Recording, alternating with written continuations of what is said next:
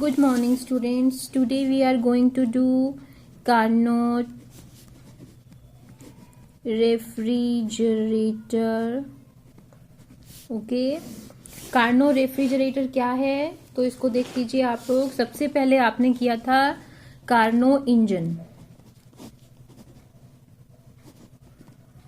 Karnaugh engine किया था आपने. कार्नो इंजन में क्या था कि एक इंजन होता है, एक सोर्स होता है और एक सिंक होता है.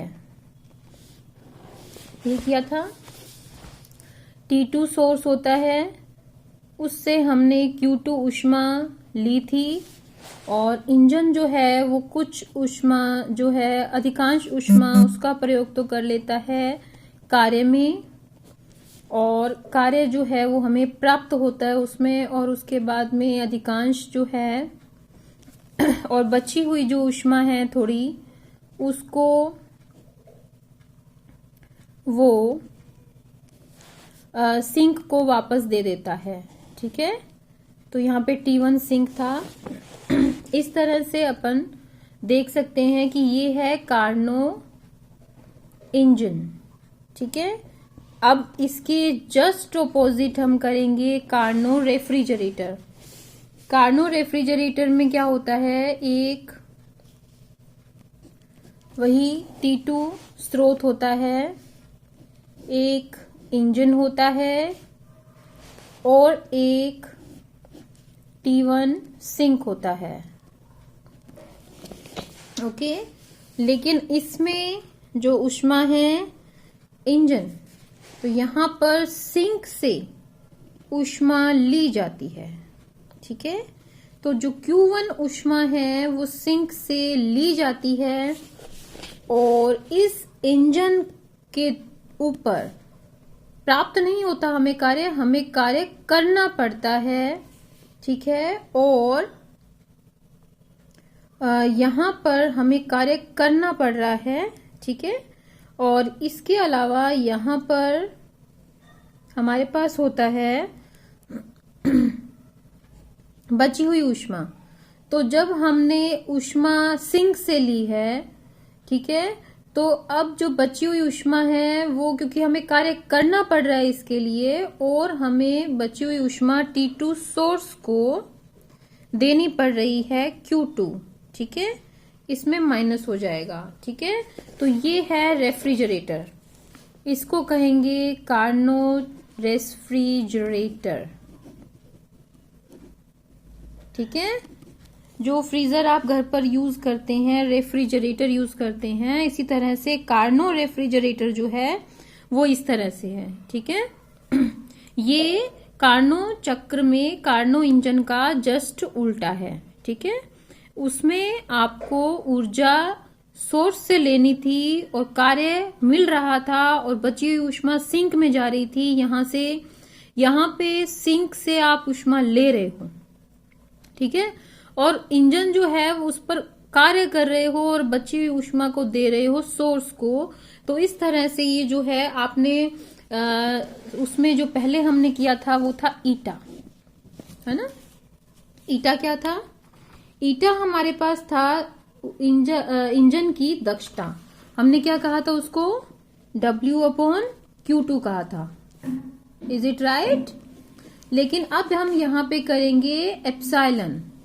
ठीक है, तो ये एप्सिलॉन क्या है, ये है गुणांक. इसको कहते हैं रेफ्रिजरेटर गुणांक कह सकते हो आप. ठीक है, या coefficient of performance of refrigerator भी कह सकते हो.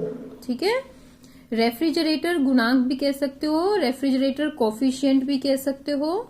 ठीक है, तो इसको कैसे बनाए, तो उसका जस्ट उल्टा है. इसका मतलब हुआ कि Q1 अपॉन -W लिख देते हैं हम लोग. ठीक है, तो ये हमारे पास बन जाएगा. ठीक है, तो ईटा क्या हुआ, ईटा के लिए हम देखते हैं कि ईटा क्या है यहाँ पे. तो ईटा होता है रेफ्रिजरेटर गुणांक एप्सिलॉन. ओके, तो epsilon E is equals to engine पर किया गया कार्य लिख सकते हैं और अपॉन में ऊष्मा लिख सकते हैं, तो Q1 अपॉन माइनस W। ठीक है, ये आपको लर्न करना है। अब देखिए आगे हम इसको लिख सकते हैं कि W, अब हम इसको जैसे हमने ईटा को चेंज किया था, ठीक है, किसमें, T में, है ना, उसी तरह से पहले आप ईटा का देख लीजिए। ईटा को हमने कहा था eta is equal to T2 minus T1 upon T2, है ना, और ये हमने कहाँ से निकाला था, कार्नोट साइकिल से ही निकाला था, है ना। तो अब इसके जो पिछली वीडियो है उसमें जस्ट हमने निकाला है अभी। तो अब इसमें जो है W करेंगे, तो इसमें देखिए कि इसमें कैसे शो करेंगे। अगर T1 के रूप में इसको देखें तो हम कहेंगे कि W is equal to Q1 minus Q2, okay, and minus W लिखें अगर हम कार्य क्योंकि किया जा रहा है तो Q2 माइनस Q1। ठीक है, ये हो गया एक तो। ठीक है, फिर हम देखते हैं अगर इसको Q2 के रूप में लेना है तो, ठीक है, और फिर हम देखते हैं कि अगर इसको हम एप्सिलॉन में लें तो हम क्या लिखेंगे, Q1 अपॉन, क्योंकि जस्ट उसका उल्टा है तो Q1 upon Q2 minus Q1, okay. तो इस तरह से हम लोग रेफ्रिजरेटर गुणांक लिखेंगे। ये आप बहुत अच्छे से लर्न कीजिए बिकॉज ये न्यूमेरिकल में आएगा। आगे हम इस अगले वीडियो में न्यूमेरिकल करेंगे, ठीक है।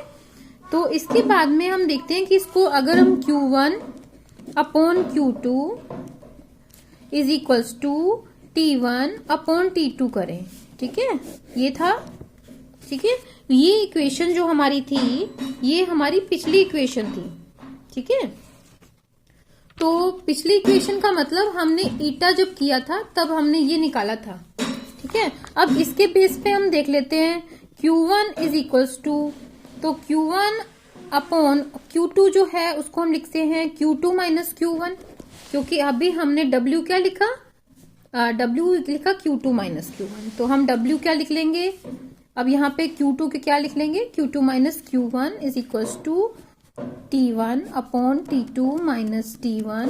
अगर हम इसको इक्वल करते हैं तो हमारे पास एप्सिलॉन की वैल्यू जो है, क्योंकि ये एप्सिलॉन है तो एप्सिलॉन की वैल्यू क्या आ जाती है, T1 upon T2 minus T1, ठीक है।